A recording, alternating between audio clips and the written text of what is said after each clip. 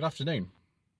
My name is Joseph Lloyd and welcome to No Budget Reviews, the series where we go around the country finding cars that you can buy in good condition with an MOT for under £1,000 and filming them with absolutely no money at all.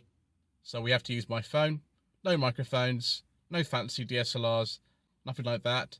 Just good honest cars that you can buy for very little money and you can enjoy driving.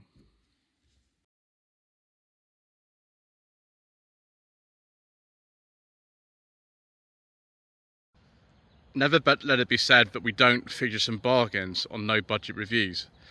This is a 1996 Renault Mégane 1.4e RN Paris.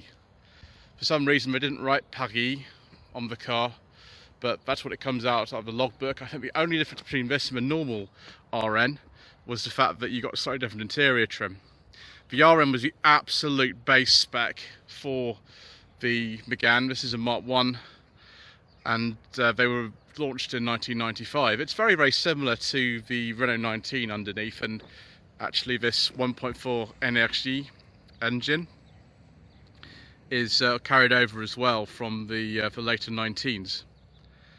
This is owned by Jude, who has also acquired this Rover 216 SI automatic that you would have already seen on the channel, I imagine. And he picked this car up for well under £1,000, well under £1,000. It's just passed an MOT actually, and it's got no advisories on it whatsoever, which is pretty good. Let's have a look at the interior. It's actually in not bad condition. The strangest thing about this is that the passenger seat has just the stitching has come undone entirely. The driver's seat, it's starting to happen as well, but I don't know how that's happened really. It's very strange. It must be sun damage or something. There is a bit of sun damage on this car, and on the other side of it, the other wing is sort of lacquer peel, but the rust is actually quite minimal. It's evidence of repairs, but I mean, look at this wheel arch. That's in fantastic condition. They do tend to go there. The wheel trims on the car as well are the original wheel trims for it, with one exception. If we get inside, we can see that we are right at the bottom of the range. Although amazingly, you do get steering wheel controls. That's probably the fanciest thing you get, because as you can see, we've just got a clock. There's no rev counter. There's no air conditioning. There's really not much at all. For safety's sake, the display is mounted up there, which if we just turn the car on, we might be able to see that. If I can just hold the camera with one hand.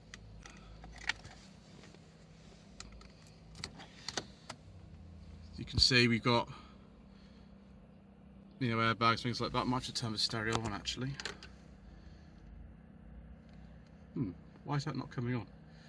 How strange. Oh well. So we've got very simple controls for the heating and ventilation, no air conditioning, no passenger airbag either. They were standard after the 99 facelift. This being a 96 car, you don't get it.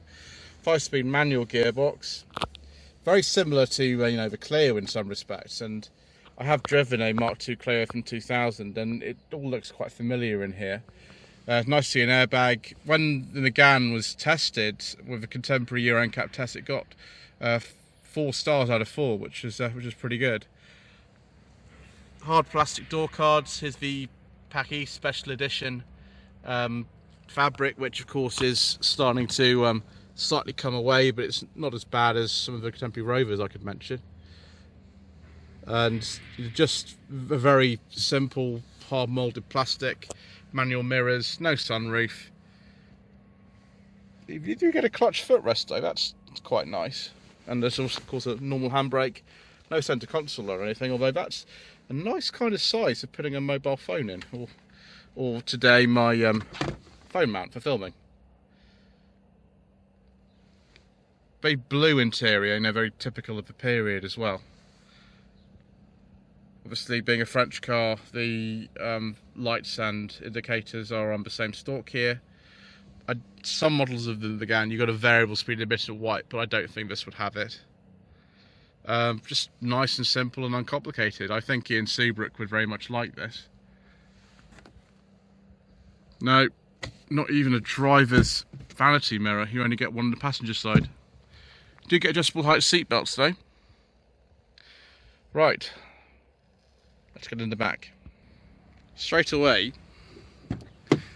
although the Rover 200 there and this one were sold about the same price point, spec for spec, it's much easier to get in, and I've actually got a little bit of knee room behind me, although this is Jude's position, he's a bit taller than me. Fabric's actually quite nice, I quite like it. Bizarrely, there's no mat pockets at all, and there's one ashtray. Why the left passenger would need an ashtray, the right hand one wouldn't, I don't know. Possibly when you're using this as limousine, and of course there were multiple versions of the Mégane available. There was a coupe, there was a cabriolet, there was the classic saloon. Mr. Bill from Wells Wheels has one of those, and we'll be featuring that on No Budget Reviews quite soon. And on the post-facelift cars, there was also an estate, but that wasn't sold in this country. Had rooms just about okay. I'm 5'11" when I head against the roof, but it's really not bad. The seats are very comfortable. They're very soft and sort of typically French car of the period. There's not a lot of adjustment in anything, just a basic little knob, but it's not too bad. The only thing is you don't get rear headrests for this in this car. But if I just turn around, you can see that you do get a centre 3-point seat belt, which is good. Clearly a design flaw of these cars is the edge of the rear window here, because we've got some surface rust on there, and there is evidence in this car that there have been some previous repairs. The owner lived in southwest London. He did it for a very long time, and if you lift up the carpet here in the boot, you can see there's been a bit of welding on there, but it's all solid now, and it's just a very original car. There are about 20 cars in this spec left on the road in this country. It's not a lot. Of course, being the Renault Mégane 1.4e in this case, we don't get body colored bumpers or anything, and we do get the charming, very basic wheel trims. You know, there's, again, this is an area where they tend to go, and that one's starting to go on this side, but it's really not that bad. The car does look like it's had, fade in various ways. The panels all look like this, like different colours. But that's just so common with red paint anyway. Worst bit is this, which of course I think Jude's going to have a go at, mopping that to sort of do that a bit. For some reason, the wings are not plastic like they are in Renault Scenic. A Scenic is very similar to this, and that was a huge success story for Renault in the late 90s when it came out. Let's have a look under the bonnet and underneath that little cheeky face. Here's the 1.4 energy engine, which develops 75 horsepower. I believe these are a Campbell engine, so that's something to watch. This car's done about 82,000 miles. There's so much room in here to work on it. There's the oil filter. There's the gearbox. These cars took engines up to 2 litres, so, that's obviously a consideration, but there's not really a lot to see. The engine seems to be sort of slanted back as well. It's not totally upright, which is interesting. Battery lives in just there. There might have actually been a panel originally to go over there. You'd have to take maybe some of that plastic off to get that out, but there we go, it's quite new. Doesn't look too bad under here, to be honest. There's really not much to it at all. I don't know why Renault insisted on using these quite nasty coolant reservoirs. I've seen that on a Mark II Clio as well. Don't know why that was, but yes, there we are.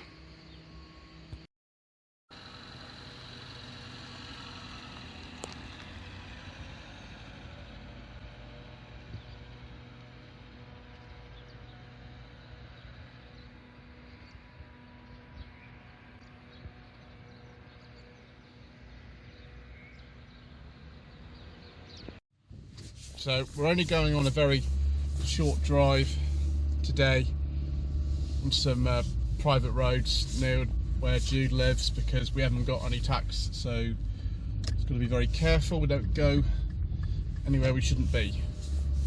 So this is the 1.4 engine with 75 horsepower. It's an 8-valve unit. Later on, the facelift came, there was also another 1.4, 16-valve engine with 95 horsepower. The 1.6 that's in Mr. Bill's Mégane Classic, that is another 8-valve unit that has 90 horsepower. That was replaced by a 16-valve unit for the facelift, 110 horsepower.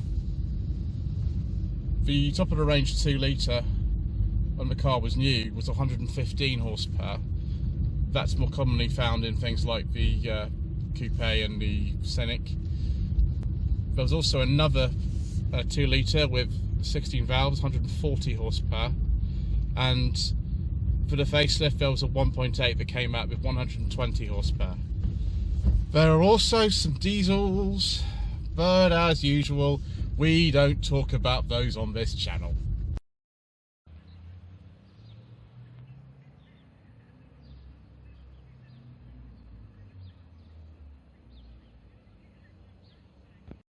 Driving experience of this car is very typically French. It feels like a Mark II Clio to drive as well, which came out a couple of years later.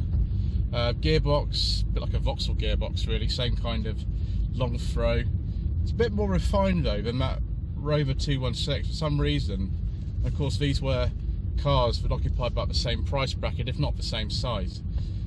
Models when this came out, in terms of a trim, there's the RN, and in this case an RN Paris. There were various kind of special editions based on models. There was the RT, the RT Sport and the RXE. There's also the Liberté Special Edition, which is what Mr. Bill's Mégane Classic is.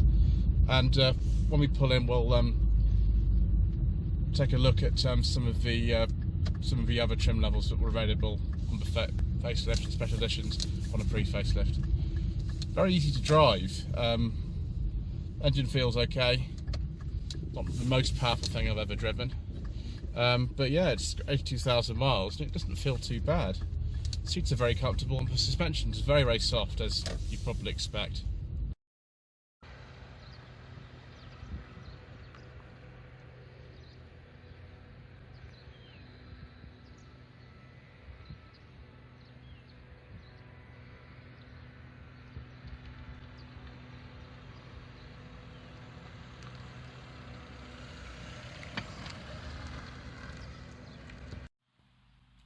Right, I've just cranked the window down by hand, and let's talk about some Renault Mégane trim levels for the facelift and special editions.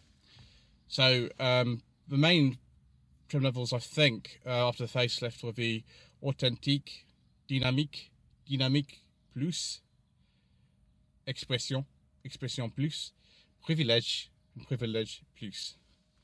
Other ones were the Alizé, Fiji, RT Alizé, Sport Alizé, and the RN Paris, like this one. The Renault Mégane was also built in quite a few other countries around the world. It was made in Colombia and Argentina until 2009, or rather the Mark I was. We have a Mégane still in production today, and I've driven one of those actually on an autobahn in Germany at 110 miles an hour, in the derestricted part of it, of course. Also, the car was made in Turkey, France, Spain, Belgium and Indonesia. It's quite remarkable. I don't remember seeing too many of those when I went over to Indonesia in 1997, but there we go. Obviously not that popular. Yes, it's interesting to see the origins of where this car came from, and it's been a successful nameplate for Renault, but obviously these days cars of this particular size and design are not that popular, and neither is the groundbreaking sort of the Scenic type car, but you know, there we go.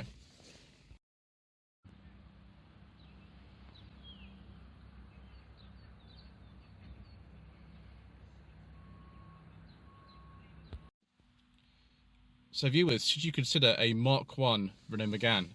Well, we'll get to drive one of these a bit more when I look at Mr. Bill's Mégane Classic. Obviously this one's not got any tax, and so we have to be careful we stick within the rules and things.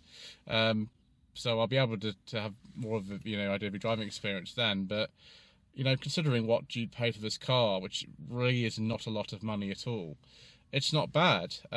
It's just passed an MOT with no advisories at 82,000 miles, and that seems to be okay. It's sort of a retro runaround, and these cars are getting quite rare, particularly the pre-festive ones like this.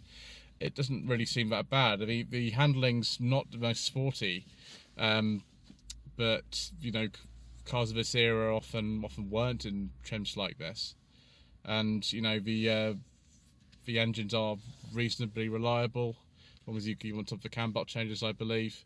And this one's got virtually no electronics in it to go wrong, which is even better. He's just hinted to me that it might be for sale as well. So obviously, if you do want to buy this car, then obviously get in touch, and he will clean it, before that happens as well. So that's it for this episode of No Budget Reviews. Please don't forget to like this video, leave a comment below, and switch on notifications by using the notification bell to see when the next episode's coming. I do have the filming for that car already planned. It's not going to be long, and social media links are down below. Thank you ever so much once again for watching.